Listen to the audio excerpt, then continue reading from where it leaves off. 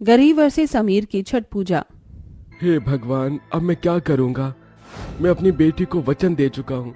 मैं किस मुंह से अब छठ पूजा के दिन अपनी बेटी के सामने जाऊंगा। हमारी बच्ची हमारे घर की आर्थिक स्थिति को बहुत ही अच्छे से समझती है, आप चिंता मत कीजिए। आस्था, मैं मेरी बच्ची को अच्छे से जानता हूँ। वो मेरी मजबूरी को समझ लेगी, लेकिन मैं नहीं चाहता कि मैं अपनी बेटी को इतनी छोटी सी खुशी के लिए तरसाऊं। आस्था और मुकेश दोनों का ही मन परेशान था। अभी दोनों पति पत्नी आपस में बातें कर ही रहे थे कि तभी वहाँ मुकेश की बेटी रानी आ गई। पापा, आप मुझे कब छठ पूजा के लिए ड्रेस दिलवाओगे? हाँ बेटा, जल्दी ही ले चलूंगा। ठीक है। रानी खुश होते हुए अपने कमरे में चली गई। आपने उसे झूठ क्यों बोला? आपको उसे सब कुछ सच सच बता देना चाहिए था कि आपकी नौकरी चली गई है और आप उसे कुछ नहीं दिला पाओगे। मैं ऐसे बोलकर उसका दिल नहीं दुखाना चाहता हूँ।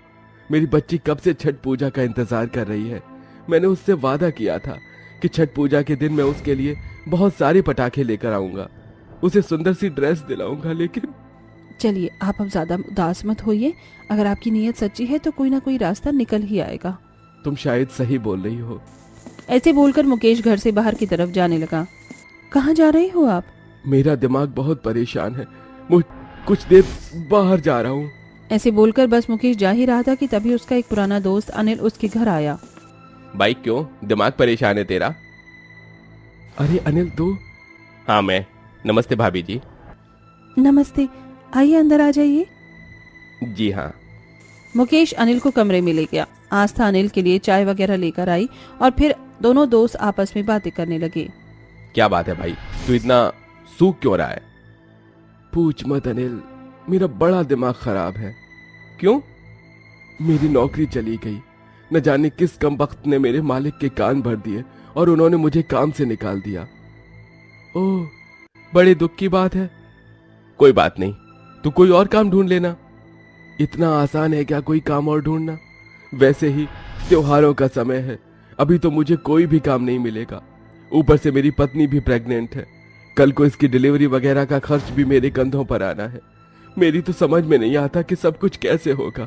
मैं इन त्योहारों पर अपने परिवार की जरूरतों को कैसे पूरी कर पाऊंगा।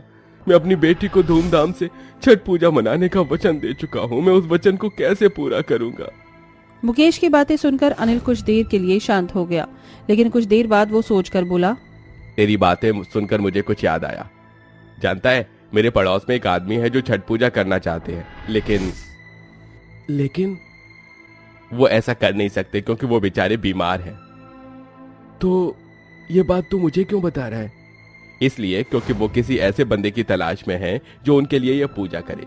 वो यह पूजा किसी और से करवाकर उसे पैसे देने को तैयार है। सच? एकदम सच।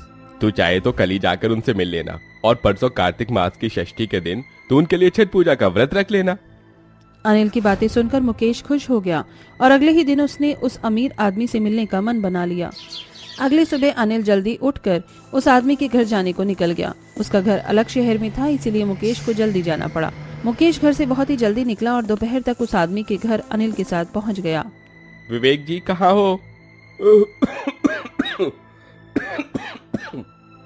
अरे कौन है? अंदर आ जाओ। हाँ, मैं हूँ जी अनिल। विवेक जी, आपसे मिलने कोई आया है। मैं तो अभी अंदर नहीं आ सकता हूँ, आप मेरे दोस्त मुकेश से मिल लीजिए। ऐसे बोलकर अनिल चला गया। मुकेश अकेला ही अंदर विवेक के कमरे में पहुंचा। मुकेश को देखते ही विवेक ने बिस्तर छोड़ दिया। आओ आओ।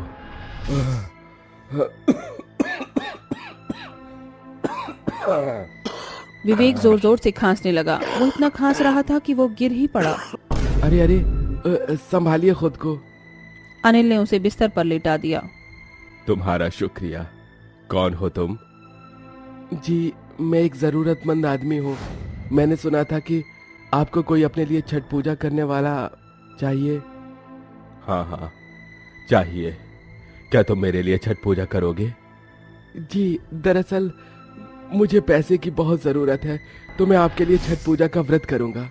विवेक ये जानकर बहुत ज्यादा खुश हो गया और उसने मुकेश को इसके बदले में एडवांस में ही 20,000 रुपए दे दिए। मैं ये पैसे तुम्हें एडवांस में दे रहा हूँ। जानते हो, मैं हर साल ये व्रत रखता था, लेकिन इस बार मैं बीमार पड़ गया। मुझे तुम्हारे ऊपर भरोसा है। प्लीज इस व्रत को एकदम ईमानदारी से करना। बिल्कुल, आप मुझ पर भरोसा रखिए। विवेक ने मुकेश से खूब बातें की और फिर वो घर लौट आया। उसने घर आकर आस्था को भी सब कुछ बता दिया। मैं भी इस व्रत को संपन्न करने में आपका साथ दूंगी। इसी तरह से अगले दिन की सुबह अपने साथ छठ पूजा का त्योहार लेकर आई।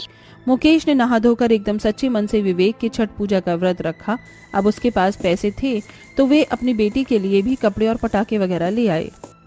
रानी, ओ रानी। हाँ पापा, ये इतनी सुंदर ड्रेस मेरे लिए? हाँ, ये तेरी है। छठ पूजा के दिन इसी को पहनकर तैयार होना। और हाँ, ये ले पटाखे, इन्हें हम दोनों पूजा के दिन एक साथ जलाएंगे। शुक्रिया पापा। रानी अपने बाप के गले लग गई। मुकेश को उसकी खुशी देखकर बहुत ज्यादा खुशी हुई। बेचारा एक गरीब बाप अपनी बेटी की खुशी के लिए बहुत ही ज्यादा मेहनत कर रहा था। आज छठ पूजा के व्रतों का तीसरा दिन था। मुकेश और उसकी पत्नी छठ पूजा के कार्यों के लिए एक सड़क पर आ चुके थे, जहां व्रती लोग फूल वगैरह डालकर छठ माता का नाम लेते हुए सड़क पर लेट रहे थे। चलो आस्था, तुम लाइन बनाती और फूल फेंकती हुई चलना। मैं माता का नाम लेकर जमीन पर लेटता हुआ चलूंगा। आस्था ने ऐसा ही किया। वो एक हाथ से फूल डाल रही थी और एक हाथ से लाइन बनाती हुई चल रही थी और मुकेश जमीन पर लेट रहा था। आस्था और मुकेश को ऐसा करते हुए तकलीफ हो रही थी क्योंकि वो गर्भवती थी और मुकेश के खुरदुरी जमीन चुभ रही थी। जय छठ माता, मुझे शक्ति दो। एक तरफ गरीब आदमी इतनी तकलीफ झेल रहा था तो वहीं दूसरी ओर वहां बहुत सारे अमीर लोग भी छठ पूजा करने आए हुए थे। अमीर लोगों के पास फूल वगैरह डालने और लाइन बनाने को लाल रंग के कपड़े पहने हुई कुली वगैरह लगे हुए थे, जो उनका ये मुश्किल काम कर रहे थे। वैसे देखने वाली बात है ना, अमीर और गरीब की तो छठ पूजा में भी कितना अंतर है। सही कहा, मुझे ही देख लो, ये छठ पूजा मैं एक अमीर के लिए कर रहा हूँ। चलिए, आप लेटते हुए काफी आगे आ चुके हो। ये कार्य भी पूरा हुआ। अब बस कल हम छठ माता को पूजकर इस पूजा को संपन्न कर देंगे। इसी तरह से अगला दिन भी आ गया। सुबह से ही मुकेश छठ पूजा की तैयारियों में लगा हुआ था। देखो पापा, मैंने आपकी लाई हुई ड्रेस को पहन लिया।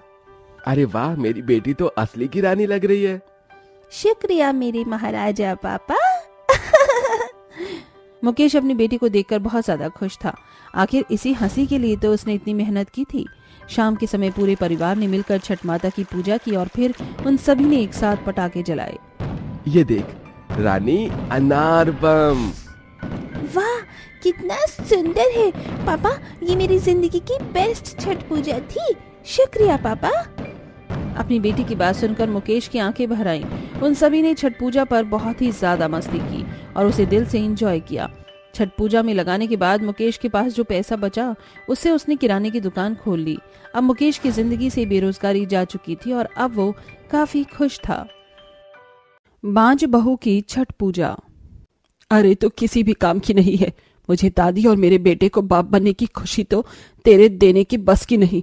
ना जाने कौन से कर्म फूटे थे मेरे जो मैंने तुझे चुना। बस कीजिए माँ जी, अगर मैं बांझ हूं तो क्या इसमें मेरी कोई गलती है? देख, अभी मेरा मूड बहुत ज्यादा खराब है श्रुति। तू अपने कमरे में जा। अपनी सास की बातें सुनकर श्रुति बहुत ही ज्यादा दुखी हो गई और वो आंखों में आंसू लिए मंदिर में आ गई। हे दुर्गा माता, मैंने तो बचपन से आपकी बड़ी ही श्रद्धा के साथ भक्ति की है, फिर आपने मुझे ही क्यों बांझ किया? मुझे हमेशा बांझ होने की वजह से ताने सुनने पड़ते हैं, हमेशा। श्रुति ऐसे ही रोते हुए ये बातें बोल ही रही थी कि तभी उसके पड़ोस की औरत उसके पास आई। श्रुति? हाँ महादेवी जी आप?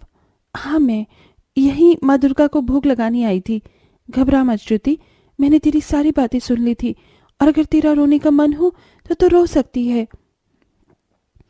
उस औरत की बात सुनकर श्रुति के जज्बात उमड़ने लगे और वो रोने लगी। महादेवी जी, मैं ही क्यों? महादेवी ने अपने आंचल से उसके आंसू साफ किए। श्रुति बेटा, एक बात बोलो, मैं भी तेरी ही तरह बांझ थी, पर पता है मेरा ये बांझपन कैसे दूर हुआ? उसकी बात सुनकर श्रुति चुप हो गई। कैसे? मैंने बड़ी ही श्रद्धा के साथ छठ पूजा की। कहते हैं कि छठ माता को अगर उनका कोई भक्त इस पूजा से प्रसन्न कर देता है तो वो उसे वो दे देती हैं जो उसे चाहिए। क्या आप सच बोल रही हो? एकदम। तो भी इस बार छठ पूजा करना, हो सकता है छठ माता तुम्हारी भी मुराद पूरी कर दे। महादेवी की बात सुनकर श्रुति के अंदर एक हिम्मत सी जाग गई और वो मंदिर में ही छठ पूजा का मन बनाकर घर लौटी। इस बार तो मैं भी कार्तिक मास की षष्ठी को ये व्रत जरूर करूंगी। श्रुति ने घर जाकर अपनी सास और जेठानी को भी इस बारे में बता दिया। सुमित्रा को तो इससे कोई दिक्कत नहीं थी, लेकिन स्वाति ये नहीं चाहती थी उसकी देवरानी को कभी औलाद का सुख मिले। तुम सच में छठ पूजा का व्रत करोगी? सुना है ये सब बहुत कठिन व्रत में से एक है। अगर इससे मेरी झोली में भी खुशियां आ जाएंगी तो ये व्रत मैं जरूर करूंगी। स्वाति ने उसे बहुत भटकाने की कोशिश की, लेकिन श्रुति अपने फैसले पर अटल थी। एक बार फिर से सोच लो। सोच लिया। इस तरह से दिन बीत गए और आज कार्तिक मास की षष्ठी यानी कि छठ पूजा का दिन था। श्रुति ने भी आज के दिन छठ माता के लिए व्रत रखा था। हे माता, कृपया मेरे व्रत को स्वीकार करना। श्रुति बैठी हुई प्रार्थना कर रही थी और स्वाति उसे छिप कर देख रही थी। माता तो व्रत तब स्वीकारेंगी जब मैं ऐसा होने दूंगी। ऐसे बोलकर स्वाति श्रुति के पास प्लेट भरकर मिठाई ले गई। श्रुति ये लो, मेरी बनाई मिठाई खाओ। जेठानी जी, मेरा व्रत है। तो क्या हुआ, इसे मैंने एकदम शुद्ध तरीके से बनाए हैं, तुम व्रत में भी इसे खा सकती हो। मैंने लौंग के जोड़े पर व्रत रखा है, जब तक मेरा व्रत संपन्न नहीं होगा मैं कुछ भी नहीं खाऊंगी। श्रुति ऐसे बोलकर स्वाति के पास से आ गई। स्वाति मिठाई की प्लेट हाथ में लिए खड़ी रह गई। स्वाति ने बहुत चालबाजी की, लेकिन कोई फायदा नहीं हुआ। आखिर में शाम के समय स्वाति खाने की प्लेट हाथ में लिए श्रुति के पास आई। अरे अरे मेरी प्यारी देवरानी, तुम्हारी पूरी मेहनत बेकार हो गई। क्यों? छठ पूजा का व्रत आज नहीं कल रखा जाना था, और देखो तुम आज बेवजह ही भूखी प्यासी रही। चलो अब जल्दी से कुछ खा लो। क्या आप सच बोल रही हो? मैं भला झूठ क्यों बोलूंगी? श्रुति अपनी जेठानी की चालबाजी से जरा भी वाकिफ नहीं थी। उसने उसकी बात पर विश्वास कर लिया और बस श्रुति खाना खाने ही वाली थी कि तभी सुमित्रा के जोर जोर से चीखने की आवाज आई। माँ जी! श्रुति और स्वाति खाना पानी छोड़कर जल्दी से भागी। सुमित्रा के पास जाते ही उन दोनों की आंखें फटी की फटी रह गईं। उन्होंने देखा कि स्वाति का बेटा सोनू बिल्कुल एक मुर्दे की तरह बिना सांस के अपनी दादी की गोद में लेटा हुआ था। सोनू! सोनू बेटा, सोनू आंखें खोल मेरे लाल। सोनू! माँ क्या हुआ मेरे बच्चे को? पता नहीं बहू, जब मैं यहाँ आई तो ये ऐसे ही पड़ा हुआ था। तीनों सास बहू सोनू को जल्दी से एक बड़े हॉस्पिटल लेकर पहुंची। देखिए, ये बच्चा अब जिंदा नहीं है, तो आप इसे घर वापस ले जाइए। बहू संभाल अपने आप को। सुमित्रा और श्रुति दोनों ही सोनू और स्वाति को किसी तरह घर ले आए। पूरे घर में अचानक कोहराम मच गया। श्रुति खुद नहीं जानती थी कि ये सब क्या हो रहा था। वो भी बस अपनी लाडली सोनू को देख रोई जा रही थी। हे छठ माता, ये व्रत मैंने अपने बांझपन को दूर करने के लिए रखा था। आपने मेरी जेठानी को ही बेइन संतान कर दिया। माता, मैं चाहती हूँ कि मेरे इस व्रत के सदके आप मेरे सोनू को वापस जीवन दान दे दो। श्रुति रो रो कर ये मन्नत मांग रही थी। कुछ ही देर में पड़ोसियों से पूरा घर भर गया। उन पड़ोसियों में महादेवी भी शामिल थी। स्वाति और सुमित्रा जोर जोर से रो रही थी कि तभी महादेवी स्वाति से बोली, स्वाति, ये ऐसे रोने का समय नहीं है। आज बड़ा ही पवित्र दिन है। आज के दिन तो चमत्कार होते हैं। मेरी बात मानो, हो सकता है कि आज के दिन तुमने कोई गलती की हो और उसी की सजा तुम्हें छठ माता ने दी हो। तो तुम ऐसे रोने से अच्छा है माता से माफी मांगो, वो चाहे तो मुर्दे में जान आ जाती है। महादेवी की बात सुनकर स्वाति को अपनी गलती याद आती है कि उसने अपने श्रुति का व्रत तोड़ना चाहा था और वो सीधा अपने घर के मंदिर में गई। उसके हाथों में नन्हे सोनू का शव था। मुझे माफ कर दो माता। स्वाति ज्यादा कुछ तो नहीं बोल पा रही थी, लेकिन उसकी आंखों में पछतावे के आंसुओं का झरना बह रहा था। ये सब मेरी ही वजह से हुआ है। मैंने ही श्रुति के व्रत को बिगाड़ना चाहा, जिसकी सजा मेरे बच्चे को मिल गई। अब मैं छठ माता का व्रत करूंगी। स्वाति ने बिना कुछ खाए पिए ही व्रत कर लिया। श्रुति भी व्रती थी और वो भी सब कुछ समझ गई थी। जेठानी जी, मैं भी व्रती हूँ। आइए छठ माता से अपने सोनू को वापस लाने की मन्नत मांगते हैं। देखना, वो हमारी जरूर सुनेंगी। दोनों देवरानी जेठानी ने व्रत कर लिया और सोनू के शव को मंदिर में रख दिया। वो दोनों 3 दिनों तक भूखी प्यासी बस प्रार्थना और अपनी गलती की माफी मांगती रहीं। स्वाति और श्रुति दोनों सड़क पर लेट लेट कर माफी मांग रही थी। हे माँ, मेरे बच्चे को जीवन दान दे दो। 3 दिन व्रत पूरे हो चुके थे और अभी वो पूजा के लिए मंदिर में बैठी हुई थी कि तभी अचानक से स्वाति को सोनू के दिल की धड़कन महसूस हुई और सोनू ने अंगड़ाई ली। सोनू, सोनू बेटा, माँ, माँ, मेरा बच्चा। सभी ये करिश्मा देख हैरान थे। स्वाति को भी अकल आ चुकी थी। उसने अपनी गलती की श्रुति से भी माफी मांगी। मुझे माफ कर दो श्रुति। कोई बात नहीं भाभी। श्रुति ऐसे बोल ही रही थी कि उसे उबकाई आने लगी। ये सब कुछ भी एक खुशखबरी का ही संदेश था। वाह बहू, छठ माता ने तेरी भी सुन ली। छठ पूजा के दिन श्रुति भी गर्भवती हो चुकी थी और डॉक्टर से चेकअप करवाने पर यह बात क्लियर भी हो गई। आज का दिन सभी की जिंदगी में बहुत बड़ी बड़ी खुशियां लेकर आया था। अरे वाह, ये तो डबल खुशी की बात है। चलो अब हम सभी धूमधाम से छठ पूजा करेंगे। दोनों बहुओं ने मिलकर घर को बहुत ही सुंदर से सजाया। उन्होंने नए नए पर्दे और फूल लगाए और बहुत ही अच्छे से छठ माता की पूजा की। 9 महीने बाद श्रुति ने बड़ी प्यारी सी बेटी को जन्म दिया।